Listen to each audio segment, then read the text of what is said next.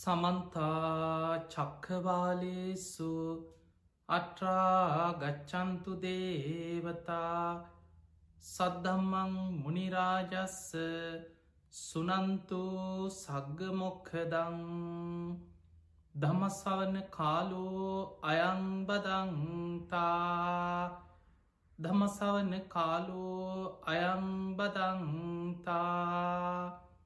ධම්මසවන කාලෝ අයංබදන්තා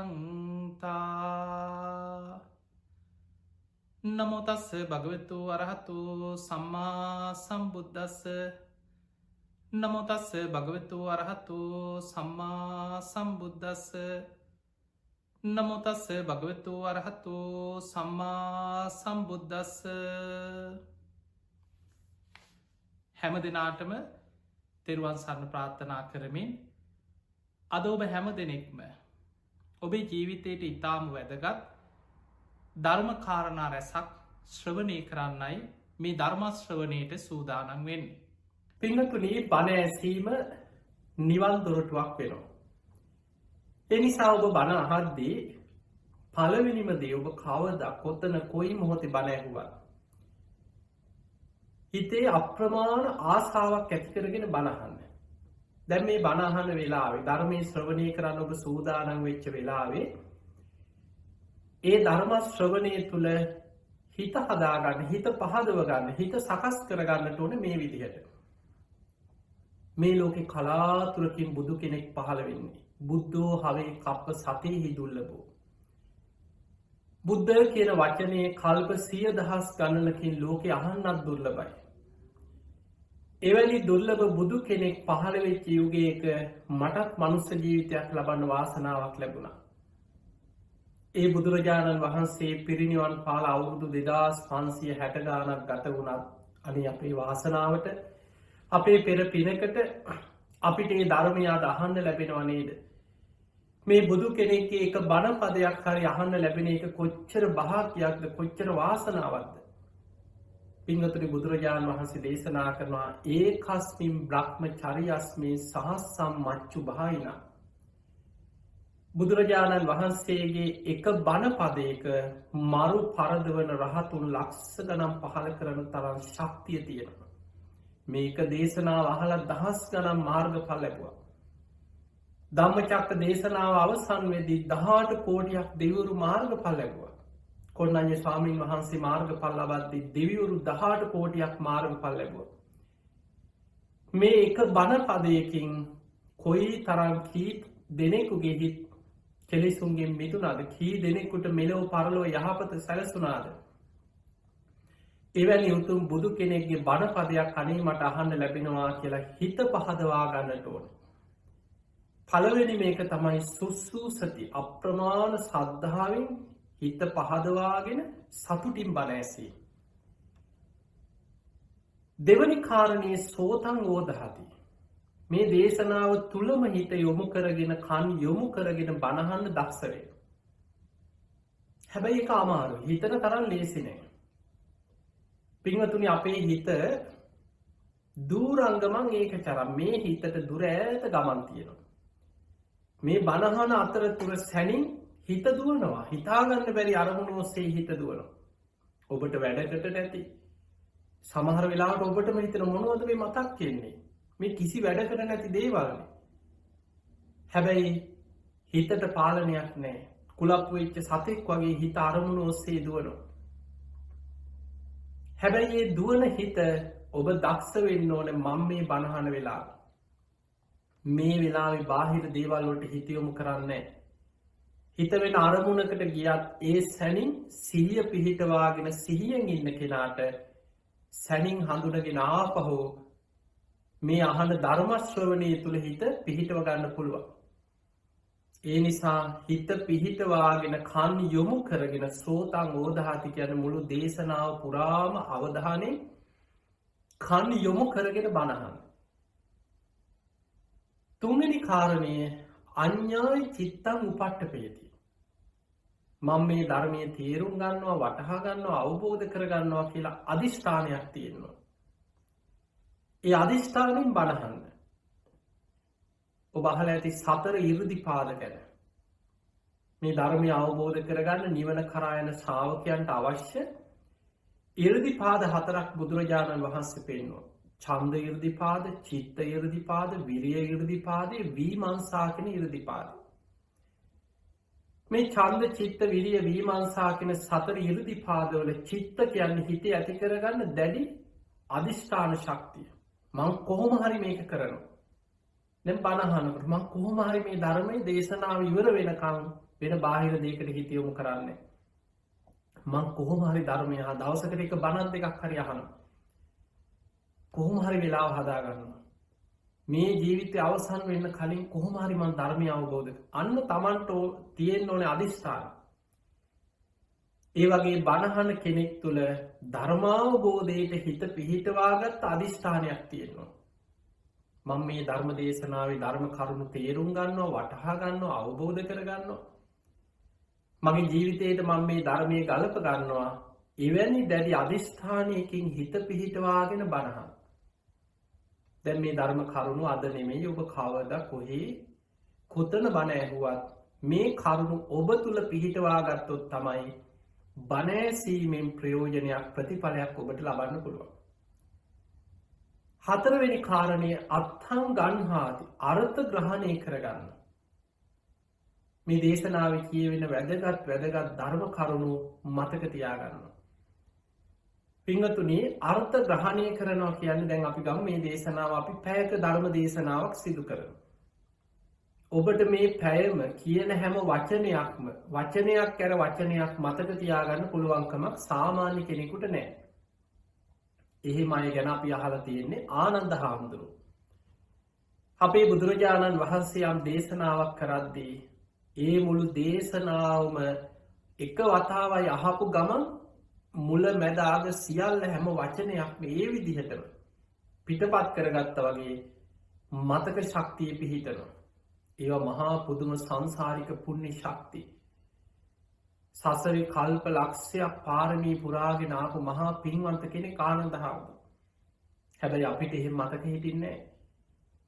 නමුත් පින්වතුනි, ඔබ හොඳ අවධානයෙන් කන් යොමු කරගෙන දැඩි අදිෂ්ඨානයකින් බණ අහනවා නම් ඔබට මේ දේශනාවේ සාරාංශයක් මතක තියාගන්න පුළුවන්. අන්න ඒකයි වැදගත්. අර්ථය ග්‍රහණය කරගන්න. අත්ථං ගන්හාති. සාරාංශයක්, සරල අදහසක්. මේ දේශනාවෙන් කියවෙන වැදගත් ධර්ම කරුණු මතක තියාගන්න දක්ෂ වෙන්නට ඕන. ඊළඟ දේ තමයි බණහද්දී ඔබට වැදගත් අනත්තං රීච්ඡති. අනවශ්‍ය දේවල් බැහැර කරනවා. දැන් අපි ගත්තොත් අපි උපමාවක් කියවා කියලා හිතන්න. දැන් ඔබ අහලා ඇති අර කන කැස්බෑව විය සිදුරෙන් අහස දකින්නවා වගේ කියලා උපමාවක් කියලා. බුදුරජාණන් වහන්සේ මේ උපමාව පෙන්වුවේ මනුස්ස ජීවිතයක් ලබන එක කොච්චර දුර්ලභයිද කියලා අපිට තේරුම් කරවන්න පෙන්නපු උපමාවක්. එතකොට මේ උපමාව අපි මේකේ උපමාව අල්ල ගන්නවා. උපමාව ඔස්සේ තර්ක විතර්ක කර යනවා. ඔය කැස්බෑව කොහෙද හිටියේ? ඒක හැප්පෙන කැස්බෑව කොහොමද උඩට ඇවිල්ලා හරියට වියසිතුරෙන්ම ඕක බැලුවේ? ඒ වියසිතුරේ ප්‍රමාණය කොච්චරද? එතකොට මෝදේ කොච්චර ගැඹුරෙන්? ඔය වගේ අපි පැටලි තර්ක කර කැස්බෑ වගේ හරි වියසිතුරේ හරි එල්ලි හිටියොත් අපිට ඒ උපමාවෙන් බුදුරජාණන් වහන්සේ පෙන්නපු අර්ථය ග්‍රහණය කරගන්න බැරි වෙනවා. අන්නේ නිසා අනත්තං රීච්ඡති. අනවශ්‍ය දේවල් ඔස්සේ හිත පැටලි යන්නේ නැතුව සැබෑ අර්ථය ග්‍රහණය කරගන්න දක්ෂ වෙන්න බණහද්දී. අන්නේ කාරණා හරියට පිහිටගත්ත කෙනෙකුට තමයි මේ අහන දේශනාවක් ගලප ගන්න පුළුවන්. නැත්නම් අපි බණ නම් කොච්චර අහලා ඇද්ද? ඔබ කොච්චර අපේ බණම අහලා ඇද්ද? තව කොච්චර ස්වාමීන් වහන්සේලාගේ බණ ජීවිතය අහලා ඇද්ද? හැබැයි ඔබ හරියට ඒ දේශනාවේ අර්ථය ග්‍රහණය කරගන්නත් අනර්ථය අනත්තං රිංචති. අනවශ්‍ය අර්ථ ඔස්සේ පැටලි තමන් වෙනත් පැතිවලට තමන්ගේ මනස යන්න ඉඩ නොදී ඒව බැහැර කරන්නට ඕන. ඊළඟට අනුලෝමිකාය කන්තියා සමන්නාගතෝති. ධර්මාවබෝධයටම හිත පිහිටවාගෙන යෝනිසෝ මනසිකාරය යෙදමින් ඒ ධර්මයේ ශ්‍රවණය කරද්දී ඒ ධර්ම ශ්‍රවණය ඔබට නිවන් දොරටුවක් බවට පත් වෙනවා. ඉතින් ඔන්න ඔය කාරණා කීපය හොඳට මතක තියාගෙන බණ අහන්න. මේ ධර්ම ශ්‍රවණය විතරක් නෙමෙයි ඔබ හැම දිනාටම අහන හැම බණ පදයක්ම තමන්ගේ ජීවිතේ නිවන් දොරටුවක් බවටම පත් වේවා කියලා අපි ආශිර්වාද කරනවා. පින්වත්නි, ඔබට ඊටාම වැදගත් කාරණයක් අද දවසේ සිහිපත් කරලා දෙන්න.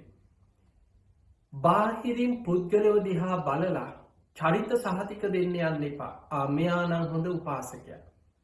මෙයා නම් ධර්මය අවබෝධ කරගනීවි.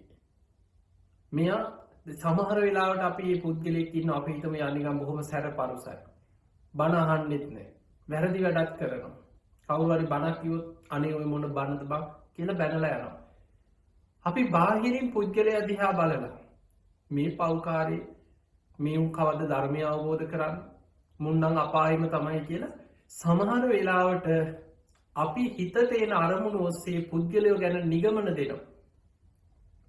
පින්වතුනි, මතක තියාගන්න, සමහර වෙලාවට අපි ඒ විදිහට සමාජය තුළ දකින පුද්ගලයෝ ඔබට අපිට කලින් නිවන් දකින්නත් පින තියෙන කෙනෙක් වෙන්න පුළුවන්. බාහිරින් බලලා පුද්ගල චරිත හරියටම පුද්ගලයෙක් දිහා බලලා එයාගේ ධර්මාවබෝධ කිරීමේ කුසලතාවය බලන්න පුළුවන් කාටද? ලෝතුරා බුදුරජාණන් වහන්සේ නමකට පමණයි. පින්වතුනි, බුදු කෙනෙකුට පමණක් පිහිටපු හැකියාවක්. ඒකට කියන්නේ ඉන්ද්‍රිය පරෝ පරියත්තේ ඥානෙ. කෙනෙකුගේ ඉන්ද්‍රිය ධර්මයන් දැකලා ධර්මාවබෝධ කිරීමේ කුසලතාවයේ දැකීමේ නුවණ, ඉන්ද්‍රිය පරෝ පරියත්තේ ඥානෙ. ඒක සාරිපුත්ත හාමුදුරන්ටවත් නැහැ. වෙන කිසිම අග්‍රශ්‍රාවකයන් වහන්සේලාට, 80 මහා ශ්‍රාවකයන් වහන්සේලාට බුදුහාමුදුරන්ගේ කාලේ ධර්ම කතික භික්ෂූන් ගොඩක් ඉඳලා තියෙනවා. ලස්සනට බණ කියන්න පුළුවන්. බොහොම අර්ථ වශයෙන් ධර්ම දේශනා කරන්න පුළුවන්.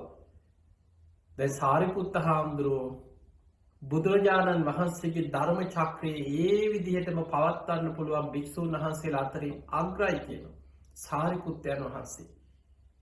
හැබැයි සාරිපුත්ත හාමුදුරුවන්ට ඉන්ද්‍රිය පරෝ පරියත්තේ ඥානෙ නැහැ. කෙනෙක් දිහා බලලා ඉලක්කෙට එයාට හරියටම හරියන විදිහට ධර්මාවබෝධ කිරීමේ කුසලතාවය අඳුන ගන්න බෑ. හැබැයි බුදුහාමුදුරන්ගේ දේශනාව ඒ විදිහටම ලස්සනට පවත්වන්න පුළුවන්. අන්න ඒ නිසා පුද්ගල චරිත ගැන බාහිරින් දකින දේවල් ඔස්සේ චරිත සහතික දෙන්න යන්න එපා. පින්වතුනි, ඔබට බොහොම ලස්සන ගැළපෙන හරි ලස්සන සිදුවීමක් ධර්මයේ සඳහන් වෙනවා. ඊළඟට මේ පින්වතුන් මේ සිදු කරන ධර්ම ප්‍රචාර පින්කම් එක්ක මේ ධර්මයේ කියා දීම, ධර්මයට මිනිස්සු යොමු කිරීම, ධර්ම ප්‍රචාරය කොච්චර සසරේ විපාක දෙන කුසලයක්ද කියලා ඔබට මේකෙන් තේරුම් ගන්න පුළුවන්. පින්වතුනි, කල්ප 90කට පෙර විපස්සී කියලා බුදුරජාණන් වහන්සේ නමක් ලෝකෙ පහළ වුණා. ඔබ අහලා ඇති. මේද කල්ප 90කට පෙර විපස්සී බුදුරජාණන් වහන්සේ ලෝකෙ පහළ වෙනවා.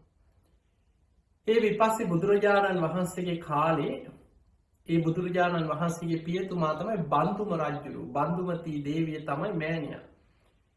මේ රජුරු හරිය සද්ධාවන්ත රජ කෙනෙක්. පුදුම විදිහට බුදුරජාණන් වහන්සේ කොහෙද වඩින්නේ හැම තැනම දානමාන ආදී පින්කම්, රජුරුවන්ගේ රාජ්‍ය අනුග්‍රහයෙන්ම බුද්ධ ප්‍රමුඛ සංඝයාට ඒ පහසුකම් සැලැස්සුවා. ඔය අතර ඔය නගරේ හිටියා එක්තරා තරුණයෙක්. මේ තරුණයා දවසක් බුදුරජාණන් විපස්සී බුදුහාමුදුරන්ගෙන් බණහලා හිත පැහැදුනා. ඒ ධර්මයේ ගැන හිතේ අප්‍රමාණ ශ්‍රද්ධාවක් ඇති වෙලා ඔහු කල්පනා කර අනේ මේ ධර්මය අනිත් අයටත් අහන්න සලස්සන්න තියෙනවනම් ඒ අයටත් මේ ධර්මයටම යොමු කරවන්න ඕනේ. දැන් බලන්න, සමහර එක පුද්ගලයන් හිතන හැටි. සමහර අය ධර්මය අහලා හිතනවා මම කොහොම හරි මේ ධර්මය අවබෝධ කරගෙන මගේ වැඩේ කරගන්න ඕනේ කියලා හිතනවා. මේ සසරින් ගැලවෙන්න ඕනේ කියලා උත්සාහ ගන්නවා. ඒ අතර සමහර අය හිතනවා මේ ධර්මය මම අනිත් අයටත් අස්සවන්න ඕනේ. මේ ලෝකේ අනිත් අයටත් අනේ පින් ඇති අයටත් මේ ධර්මය ඇසේවා කියලා අනිත් අයව පුළුවන් තරම් ධර්මයට යොමු කරනවා. ධර්ම දානමේ පින්කම් කරනවා. මේ තරුණයා මොකද කරේ? පයින්ම ඇවිද හැම තැනම ගමක් නගරයක් පාසා මිනිස්සු ඉන්න තැන්වලට ගිහිල්ලා කෑ ගහලා කියනවා මේ මිනිස්සුනේ ඔය මොකද ඔය කරන්නේ? අන්න බුදු කෙනෙක් පහළ වෙලා ඒ බුදුරජාණන් වහන්සේ අරහන් සම්මා සම්බුද්ධ විද්‍යාචරණ සම්පන්න සුගතෝ ලෝකවිදු අනුත්තරෝ පුරිස ධම්ම සාරති සත්තා දේව මනුස්සානම් බුද්ධෝ භගවා කියලා මේ ගුණ ටිකක් කියනවා. කියලා ඒවත් කියලා දන්න විදිහට විස්තර කරලා දීලා කියනවා නුඹලා ඔය ප්‍රමාද වෙවි ඉන්න එපා. අන්න බුදුරජාණන් වහන්සේ නමක් පහළ වෙලා අනේ මිනිස්සුනේ ගිහිල්ලා බණ අහපල්ලා. ඊළඟට යනවා කඩපිලකට. ගිහිල්ලා කියනවා මොකද මේ කට්ටිය එකතු වෙලා ඉන්නේ? බණක්වත් අහන්නේ නැද්ද? අන්න බුදුරජාණන් වහන්සේ නමක් පහළ වෙලා ධර්මයේ දේශනා කරනවා. ඒ ධර්මයේ කාන්තෙන් සාක්කාතයි සන්දිට්ඨිකයි අකාලිකයි. ඒහි පස්සිකෝ ඕපනයිකෝ පච්චත්තං වේදිතබ්බෝ විඤ්ඤෝහි.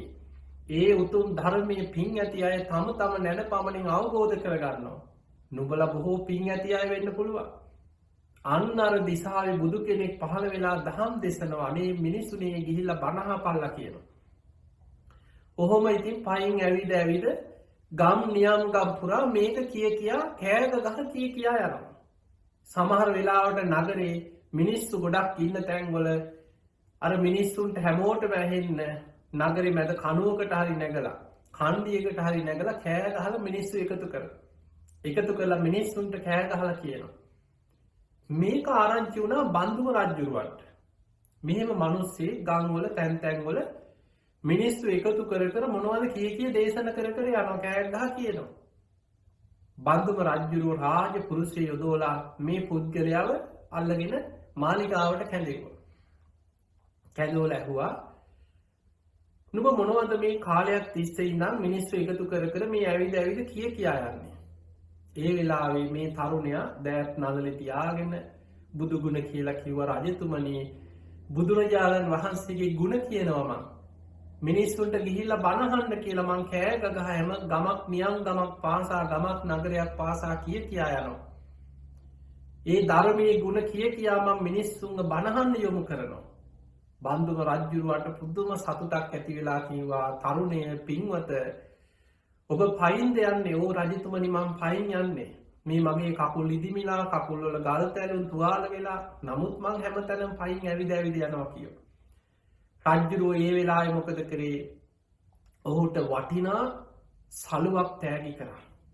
තෑගි කරලා කිව්වා ඔබ ධර්මයේ කියා ධර්මයට මිනිස්සු යොමු කරද්දී ධර්ම ගෞරවය ඇති වෙන විදිහට මෙන්න මේ වටිනා සලු ඇඳගන්න. ඊළඟට අස්සෙක් තෑගි කරා. ඔබ පයින් ඇවිද ඔය කකුල් ඉදිමි කියා යන්නේ ඔබ පහසුවෙන් සැපසේ මේ අස්සයගේ පිට නැගලා ඕක කියා යන්න කියලා මිරි වැඩි සංගලක් ඒ වගේම තමන්ට වටිනා සලුවක් තමන්ට ඇඳුම් පැළඳුම් ඊළඟට අස්සේ තෑගි කරලා රජුරුව ප්‍රශංසා කරලා ඔහුව අර පණවිඩේ කී යන්න කියලා තෑගි කරා. දැන් ඔහු මොකද කරේ? අර අස්සය පිට නැගලා අර සලු ඇඳගෙන බොහොම ලස්සනට සැරසිලා ගම් නගර පුරා යනවා ඈත පළාත් වලට යනවා. ගිහිල්ලා මිනිස්සු එකතු කර අර අස්සය පිටම ඉඳන් කෑ ගහ කියනවා බුදු ගුණ කියා කියනවා. අන්න බුදු කෙනෙක් පහළ වෙලා අසවල් ප්‍රදේශේ ඒ බුදුරජාණන් වහන්සේගෙන් බණ අහපල්ලා. අන්න බුදු කෙනෙක් පහළ වෙලා මිනිස්සු ඉන්න තැන්වල ওই පණවිඩේ කියා යනවා. කොහොම කාලයක් ගියාට පස්සේ රජුරෝ ආපහු මේ පුද්ගලයා කැඳෙව්වා. කැඳවලා ඇහුවා විස්තර ඉතින් අහලා රජුරවන්ට තවත් සතුටුයි. රජුරෝ මොකද කරේ? බොහොම ලස්සනට සරසපු අස්ස රථයක් තෑගි කරා ඊළඟ වතාවට. තවත් ආභරණ සලුපිලි තෑගි කරලා කිව්වා ඔබ දැන් මේ අස්ස රථයෙන් යන්න. අස්සය දැන් දෙන්නෙක් බැඳපු බොහොම ලස්සන අස්ස රථයක්. මේ අස්ස රථයෙන් ගිහිල්ලා ගම් නියම් ගම් පුරා ගිහිල්ලා කෑ ගහ බණ අහන්න කියලා මේ පණවිඩේම කියා ගියා. ආයි කාලයකට පස්සේ රජුරෝ ඔහුව කැඳවලා ඔහුගේ විස්තර අහලා රජුරවන්ට තවත් සතුටුයි. මොහු පුදුම සද්ධාවෙන් මිනිස්සු ධර්මයට යොමු කරනවා. දැන් බලන්න ඔහුට බණ කියන්න බැරි වුණාට බණ අහන්න මිනිස්සු යොදවනවා. කොච්චර පිනක්ද? ධර්ම දාණයට බුදු කෙනෙක් පහළ වෙලා අන්න අසවල් ප්‍රදේශේ ගිහිල්ලා බණ අහන්න කියලා මිනිස්සු ධර්මයේ අහන්න යොමු කරනවා. ඊළඟට රජුරුව ආයි කාලයකට පස්සේ ඔහුව කැඳවලා විස්තර අහලා රජුරුවන්ට තවත් සතුටුයි. රජුරුව අහනවා දැන් ඔබ කොයි ප්‍රදේශයකද ගියේ? කොයි පළාතටද? රජතුමනි මං අසවල් ගම්වල මේ වගේ පළාත් තුළ ගම් නියම් ගම්වල මිනිස්සු දසදහස් ගණන් වලට මං මේ පණවිඩේ කියලා මිනිස්සු යොමු කරනවා. රජ්ජුරුවෝ සාදුකාර දීලා කිව්වා අද මං ඔබට සර්වාභරණයෙන් සරසපු හස්තියෙක් තෑගි කරනවා.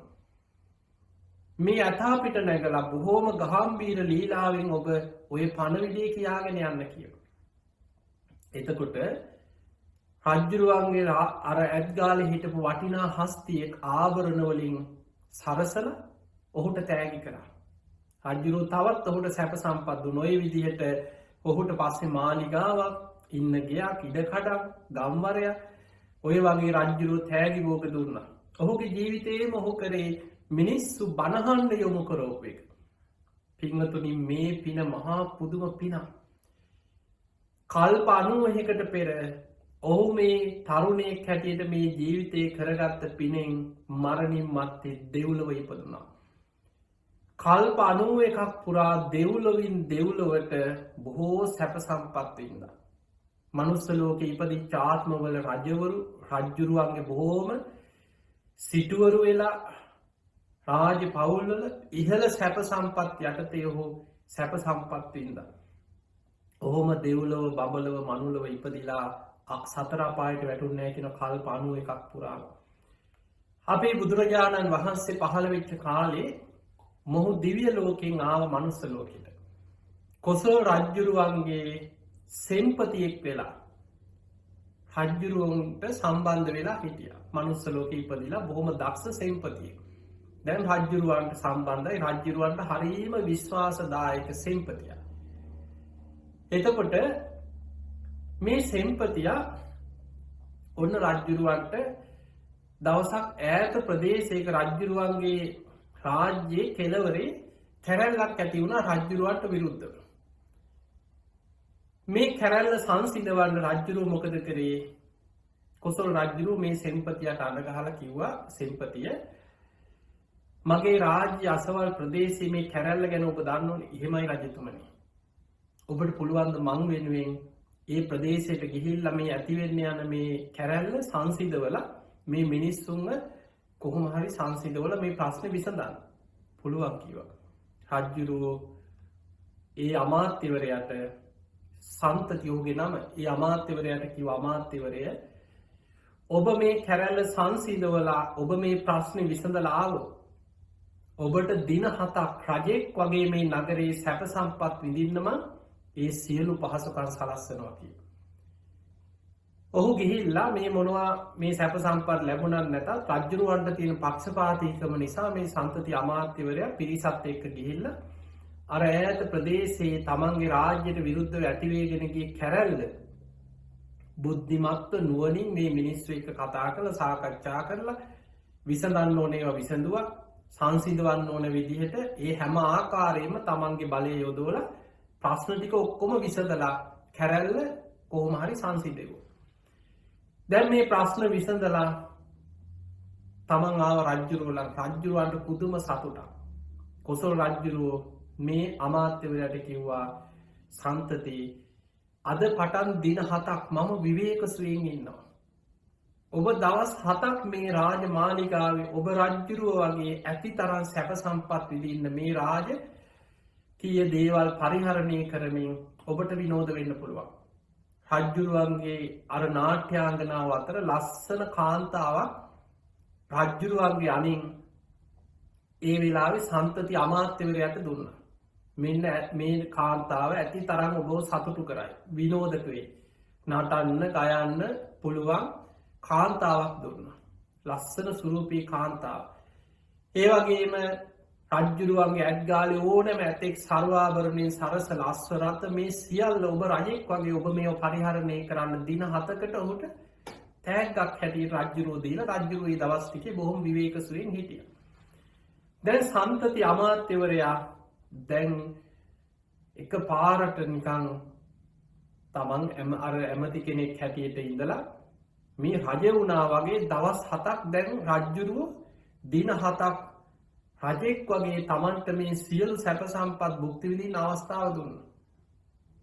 දැන් තමන්ට අණ කරන්න පුළුවන් අනිත් අයට සේවකයෝ ඉන්නවා. දැන් රජෙක් වගේ හැමෝම මෙයාට සලකනවා.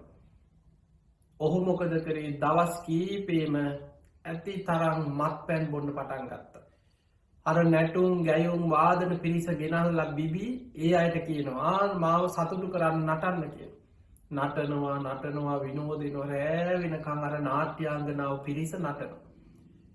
දවස් 7 පුරාම නටලා වෙහෙසුනහම අර ඇතා පිට නැගල රජ්ජුරුව යනවා වගේ රාජකීය ලීලාවෙන් ආභරණ වලින් සැරසිලා නගර වීදි සංචාරය කරනවා. රජ්ජුරුවෝ නාන්න යන පොකුරට ගිහිල්ලා පැම් පහසු වෙනවා. දැන් අමාත්‍යවරු සේවකයෝ ආරක්ෂකයෝ ඔක්කොම දැන් ඔහුට රජෙකුට වගේ දවස් 7 දැන් සලකනවා. දැන් ওই විදිහට දැන් අර නාට්‍යාංගනාව පුදුම වෙහෙසක්. ඇයි මේ පුද්ගලයා මේ අමාත්‍යවරයා දැන් හොද්දටම දවස් ටිකේම බොනවා බීලා අර ආයෙත් කියනවා නටන්න කියනවා. කියන දේ කරන්නත් එපා දැන් අන්න.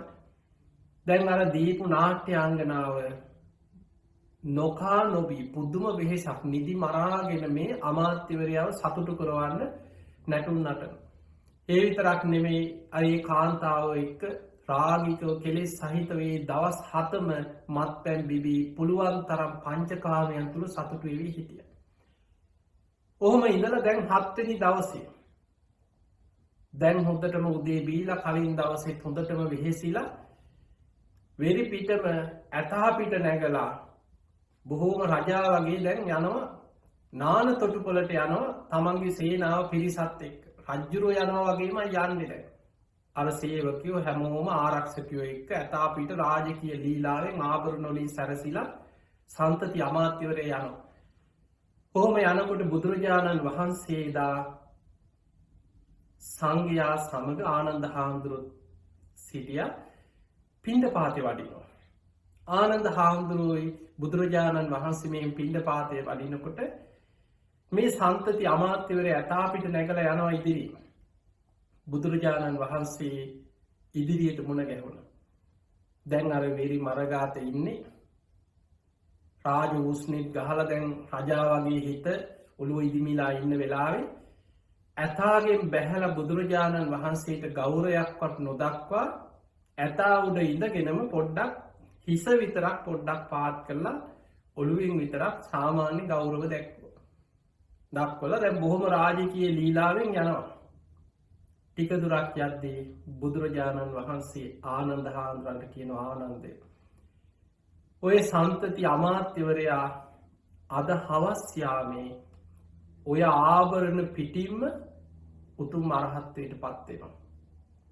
අහසට තල්ගස් 7ක් තරම් ඉහළ අහසට පැන නැගලා ඔය ආභරණ ඔය ඇඳුම් පැළඳුම් පිටම අහසෙම පිරිනිවන් පාලා අහසෙම තේජෝ කසිනේට සමවැදිලා පිරිනිවන් පානවා.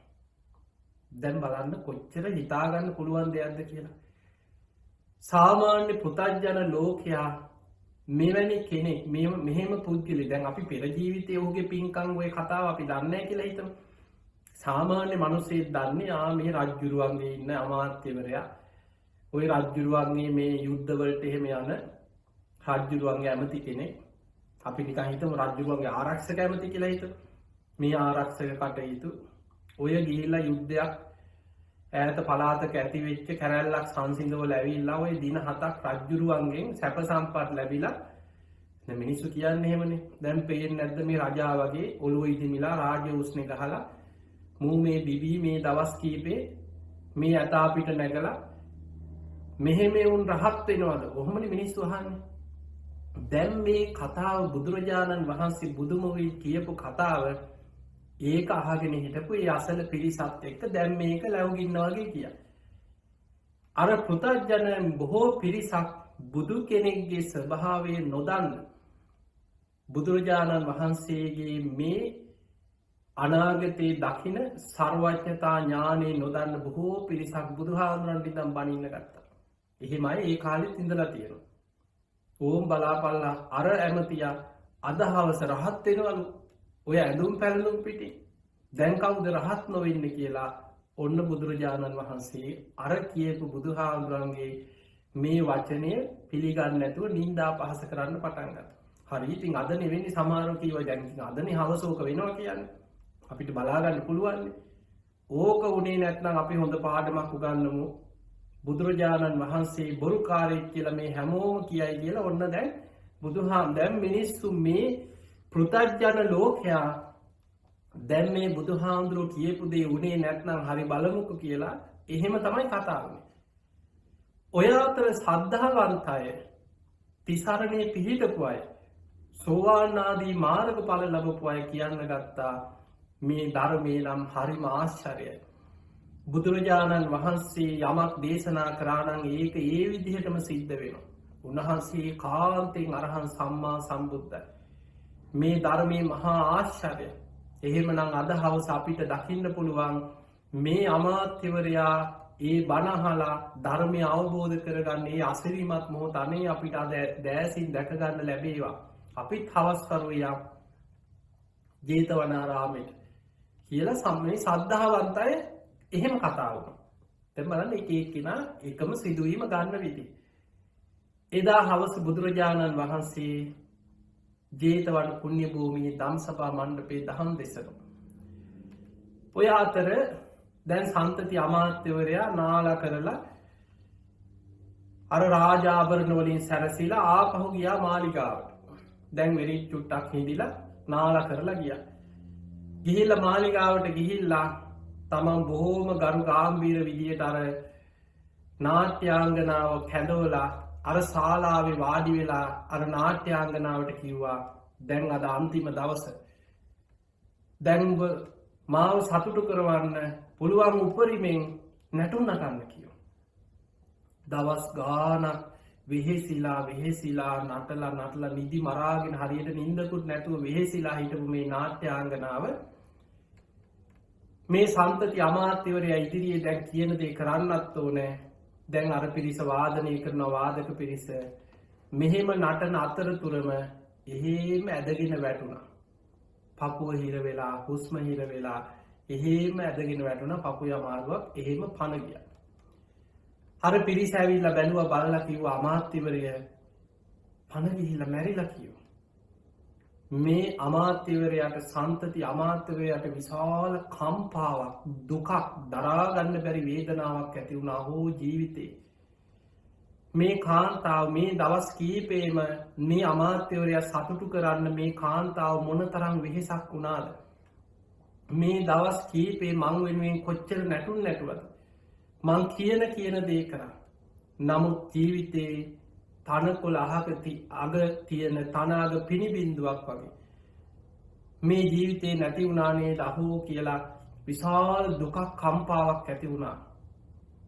අපි කියන්නේ සමහර වෙලාවට කෙනෙකුට ජීවිතේ තිත්ත වෙනවා, එපා වෙනවා, කලකිරෙනවා. විශාල ජීවිතේ එවැනි සමහර සිදුවීම් තියෙන මුළු ජීවිතේම එපා වෙනවා. ඔහුට ඒ වෙලාවෙම මතක් වුණා අනේ බුදුරජාණන් වහන්සේ අද මං ඇතාපිට නැගලා මේ දිය කෙලියට යන වෙලාවේ ලෝතුරා බුදුරජාණන් වහන්සේ මගේ ඉදිරියට මුණ ගැහුණා.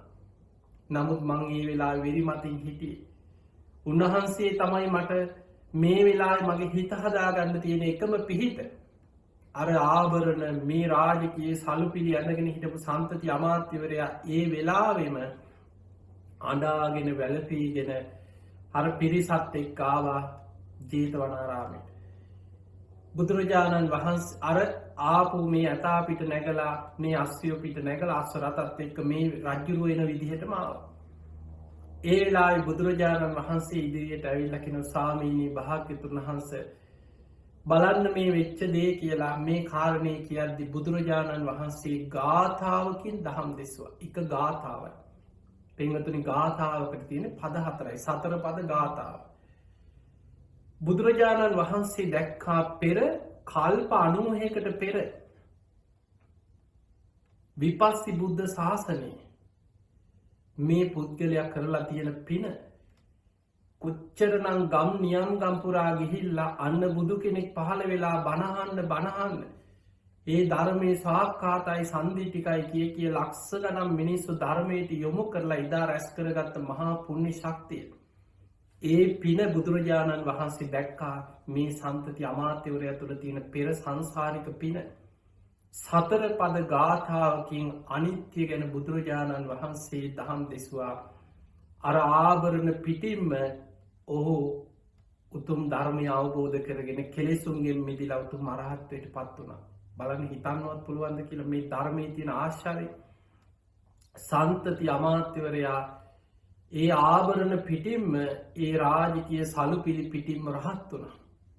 හැබැයි ඔහු රහත් වෙනකොටම ඔහු බැලුවා ආයු සංස්කාර ඔහුගේ ගෙවිලා ඉවරයි. බුදුරජාණන් වහන්සේට වන්දනා කළ කිව්වා ස්වාමීනි භාග්‍යවතුන් වහන්සේ මම මේ ධර්මය අවබෝධ කරා. කළ යුතු දේ කරලා අවසන් කරා. මට තවත් නිවන් අවබෝධයේ පිණිස අමුතුවෙන් කරන්න දෙයක් ඉතිරි වෙලා නැහැ. ස්වාමීනි භාග්‍යවතුන් වහන්සේ මගේ ආයු සංස්කාර අවසానයි. මට මේ මොහොතේම පිරිනිවන් පාන අවසර දෙනසේක්වා කියලා බුදුරජාණන් වහන්සේගෙන් අවසර අරගෙන ඒ වෙලාවේ බුදුරජාණන් වහන්සේ සන්තති දැන් රහතන් වහන්සේ නම කියනවා සන්තති ඔබ සසරේ කරපු පුණ්‍ය ශක්තිය ඔබේ පින ඔබේ වචනෙන්ම අහසට පැන නැගලා මේ පිරිසට ඇහෙන්න කියන්න කියලා. මොකද ඒ වෙලාවේ 100,000 ගාණක් මිනිස්සු ඇවිල්ලා හිටියා මේ සිදුවීම බලන්න. මේ හවස වෙනවා කියපු මේ සිදුවීම මේක බොරුවක්ද කියලා බලන්න ආපු බොහෝ පිරිසක් හිටියා. මේක දැකලා හිත පහදවා ගන්න මේ ආශ්චර්ය බලන්න ආපු පිරිසක් හිටියා. බුදුරජාණන් වහන්සේ වදාළ සන්තති ඔබේ වචනයෙන්ම මේ කාරණේ මේ පිරිසට ඒ පිනේ ස්වභාවය ඔබ සසරේ කරපු පින ඔබේ වචනයෙන්ම කියලා පිරිනිවන් පාන්න කිව්වා. ඒ වෙලාවේ තල්ගස් 7ක් තරම් ඉහළ අහසට පැන නැගලා අහසේ පළඟක් බැඳගෙන සියලු දෙනාට ඇහෙන විදිහට තමන් සසරේ කරපු පින තමන්ගේ පුබ්බේ නිවාසානුස්සති ඥානේ දකිමින් තමන් සසරේ කරපු පින ගැන දේශනා කරලා බුදුරජාණන් වහන්සේට ඉහළ අහසේ නම වැඳගෙන තේජෝ කසිනේට සමවැදිලා අහසේම පිරිනිවන් පානවා සමගම සන්තති මහරහතන් වහන්සේගේ ශරීරයෙන් හටගත්ත ගිනි ජාලාවකින් අහසේම ඒ ශ්‍රී ශරීරය අහසේම දැවිලා අලුවත් දැලිවත් දූවිලිවත් නැතුව අහසේ දැවිලා කියලා. බුදුරජාණන් වහන්සේ සංඝයාට දැනුම් දුන්න මහණෙනි සුදු රෙදි කඩක් ගෙනල්ලා පහළ එලන්න කියලා. මේ සන්තති මහරහතන් වහන්සේගේ ධාතුන් වහන්සේලා පමණක් අස්ති ධාතුන් වහන්සේලා පමණක් අර සුදු රෙදි කඩට පහතට වැටුණා කියනවා. ඒකට රැස් කරගෙන තැන්පත් කරලා චෛත්‍යයක් ඉදි කෙරෙව්වා. දැන් බලන්න මේ මහරහතන් වහන්සේගේ ජීවිත කතාව අපිට බාහිරින් බලලා පුද්ගල චරිත මනින්න බෑ. රහත් වෙන්න පින තියෙන කෙනා සමහර වෙලාවට කොයි වගේ පුද්ගලයෝ අතර ඉන්නවද කියලා අපිට හොයන්න පුළුවන් කමක් නැහැ. හැබැයි ඒ හැම දෙයකටම අපිට නොපෙනෙන සංසාරික පිනක් බලපාලා තියෙනවා. ඒ නිසා පින් අපි දන්නේ නැහැ අද සමහර වෙලාවට අද හිඟන්නෙක් වෙන්න පුළුවන්. හැබැයි පෙර සසරේ මහා පින්කම් කරලා කුසල් දහම් කරලා යම් කිසි පෙර අකුසලයක් නිසා එක්ක වචනින් වෙච්ච වැරද්දක් නිසා හිඟන්නෙක් වෙලා ඉපදිලා දුක් විඳින කෙනෙක් වෙන්න පුළුවන්. හැබැයි පෙර සසරේ ඔහු කරපු පින ඔහුට නැති වෙනව නෙමෙයි. ඔය වගේ ඔබ අහලා ඇති බුදුහාමුදුරන්ගේ කාලේ තව හිටිය සුප්‍රබුද්ධ කුෂ්ටි කියලා නගරේ හිඟන්නේ. ඔහු පෙර සසරේ බොහෝ පින් කරලා නිවන් දකින්න පින් කරපු කෙනෙක්. හැබැයි ඔහු එක ආත්මයක බුද්ධ ශූන්‍ය කාලෙක පසේ බුදුරජාණන් වහන්සේ නමකට වචනයෙන් කරපු ගරහා කිරීමක විපාකයක් ගෙවනවා. පසේ බුදුරජාණන් වහන්සේ නමක් ඒ කාලේ බුද්ධ ශූන්‍ය කාලයක්. පින් පව් කුසල් අකුසල් ගැන සමාජේ කතා නොකරන කාලයක්. මේ පසේ බුදුරජාණන් වහන්සේ පාත්‍රයක් අරගෙන සිවුරු පොරෝගෙන වඩිනකොට පිරිසක් අතර ඉඳලා නින්දා කරන්න පටන් ගත්තා. ආම් බලාපල්ලකෝ අර අමුතු ඇඳුමක්. මොකද ඒ කාලේ භික්ෂුන් වහන්සේලා රහතන් වහන්සේලා නැති යුගයක්. පසේ බුදුරු කලාතුරකින් අහසින් වැඩම කරලා ගමකට පින්ඩ පාති වැඩම කරලා අතුරු දහම් වෙලා වඩිනවා ඊශ්වරයන් වහන්සේලා. පසේ බුදුරු මේ සිවුරට නින්දා කරා බලාපල්ලකෝ මේ ඇඟ පුරාම ඔතාගෙන ඉන්න මේ අමුතු ඇඳුම. මේ කුෂ්ඨයක්වත් දන්නේ ඇඟ පුරා මෙහෙම ඇඳුමක් ඔතාගෙන ඉන්නේ කියලා අර සිවුර බොහෝම සංවරව සිවුරේ ඇඟ පුරා වැහෙන විදිහට සිවුරු ඇඳගෙන ඉන්න මේ පසේ බුදුරජාණන් වහන්සේට නින්දා පහස කරා. පාත්‍රයක් අරගෙන වඩිනකොට මොකද මේ තැටියක් අරගෙන හිඟමන යන්නේ මේ හිඟන්නේද්ද කියලා අර පසේ බුදුරජාණන් වහන්සේට හිඟන්න කුෂ්ඨය කියලා නින්දා පහස කරන්න පටන් ගත්තා. දැන් බලන්න වචනෙන් වෙච්ච අකුසලයක්. හැබැයි ඒක විපාකේ ඔහු පෙර සසරේ රහත්වෙන්න නිවන් දකින්න මාර්ගඵල් ලබන්න සසර කරපු පින් තිබුණත් ඒ කර්ම විපාකෙන් අපායෙත් ඉපදිලා මනුස්ස ලෝක ඉපදුනා හිඟන්නේ ඇඟ පුරා කුෂ්ඨ තියෙන හිඟන්නේ. ඔහුගේ නම සුප්‍රබුද්ධ කුෂ්ටි. ඇඟ පුරා කුෂ්ඨ තියෙන නිසා මිනිස්සු කිව්ව කුෂ්ටි කියලා, කුෂ්ඨයා කියලා. දවසක් බුදුරජාණන් වහන්සේ බොහෝ පිරිසකට දහම් දෙසනවා. ඔහු නගරේ තැටියක් අරගෙන හිඟමන යනවා. අර පසේ බුදුරජාණන් වහන්සේ පාත්තරය අරගෙන පිඩුසිකා වඩිනකොට කරපු නින්දාව නිසා හිඟන්න කියලා ඔහුට මොන මේ සමහර දේවල් කර්මාන් රූපීව මහා ධනවත්තු එක රැයින් මහපාරට වැටෙනවා කර්ම විපාක බලවත්වෙන්. ඔහු තැටියක් අරගෙන කෑම ටිකක් හොයාගෙන පාරය ඇවිදගෙන යනවා. ඇඟ පුරාම කුෂ්ට අර වගේම රෙදිවලින් පාරවල් වල තියෙන ගොරෝසු රෙදි කෑලි එකතු කරගෙන මේ කුෂ්ටේ වැහෙන්න ඇඟ පුරාම රෙදි උතාගෙන ඉන්නේ. ඔහු දැක්ක විශාල සෙනඟක්. දන්සැලක්වත් වෙන්නේ නැති. අනේ මම බඩගින්නේ ඉන්නේ මට කෑම ටිකක් ගන්න. මම මේ පිරිස අතරින් ගියොත් මට කෑම ටිකක් ඉල්ල ගන්න පුළුවන් කියලා. අර තැටියත් අරගෙන මේ සුප්‍රබුද්ධ කුෂ්ටි අර පිරිස අතරින් ඉස්සරහට ගියා. බලනකොට දන්සැලක් නෙමෙයි. බුදුරජාණන් වහන්සේ දහම් දෙසනවා අමෘතය බෙදන තැන. තථාගතයන් වහන්සේ දහම් දෙසනවා. අර තැටියත් අරගෙන හේම ඉස්සරහට ගිය දැන් ඉතින් මේ සෙනගස්සෙන් ආයෙ එහාට මෙහාට යන්න ගියොත් මිනිස්සුන්ටත් කරදරයි. මාත් ඔය අයිනකින් වාඩි වෙලා මේක අහගෙන ඉන්නවා කියලා තැටියත් පැත්තකින් තියාගෙන එහෙම උණ්ඩි වෙලා මේ සුප්‍රබුද්ධ කුෂ්ටි අර ධර්මය අහගෙන හිටියා. දහම් දෙසන ලෝතුරා බුදුරජාණන් වහන්සේ බුදු ඇසින් බැලුවා කවුද අද මේ පිරිස අතරින් ධර්මය අවබෝධ කරන පින්වන්තම කෙනා. බුදු ඇස යොමුනේ අර පිරිස අතරේ ඉන්න මේ හිඟන මනුස්සයා සුප්‍රබුද්ධ කුෂ්ටි. බුදුරජාණන් වහන්සේ ඔහුගේ සංසාරික පින දැක්කා. ඔහු අරමුණු කරගෙන බුදුරජාණන් වහන්සේ දහම් දෙසුවා. දේශනාව අවසන් වෙනකොට ඔහු සෝවාන් ඵලයට පත් වුණා. එතකොට අපිට පේනවා ධර්මාවබෝධයට අවශ්‍යයි සංසාරික පින කුසලතාවය. සසර පින් තියෙන්න ඕන. ඒකයි අපි මහා මංගල සූත්‍ර බුදුරජාණන් වහන්සේ පෙන්න පුබ්බේච කත පුඤ්ඤතා පෙර පින් ඇති බව. ඒ නිසා පින්වතුනි පුළුවන් තරම් ඔබ මේ ජීවිතෙත් පින් දහම් කරන්න, කුසල් දහම් වඩන්න. ධර්මාවබෝධය අරමුණු කරගෙන පින් කරන්න. මේ රැස් කරන සියලු පින් මට නිවන් අවබෝධයට පාරමිතාවක් වේවා කියන අරමුණෙන් අධිෂ්ඨානයෙන් පින් කරන්න. අභිවාදන සීලිස්ස නිච්ඡං වද්ධා ප්‍රචායිනෝ චත්තාරෝ ධම්මා වඩ්ඩන්ති ආයුවන්නෝ සුඛං බලං ආයුරාරෝග්‍ය සම්පatti සග්ග සම්පatti මේවච අතෝ නිබ්බාන සම්පatti ඉමිනාති සමිච්ඡතු. හැම දිනාම නිදුක් වේවා, නිරෝගී වේවා, සුවපත් වේවා, සුවපත් වේවා, සුවපත් වේවා. හැම දිනාටම තෙරුවන් සරණයි.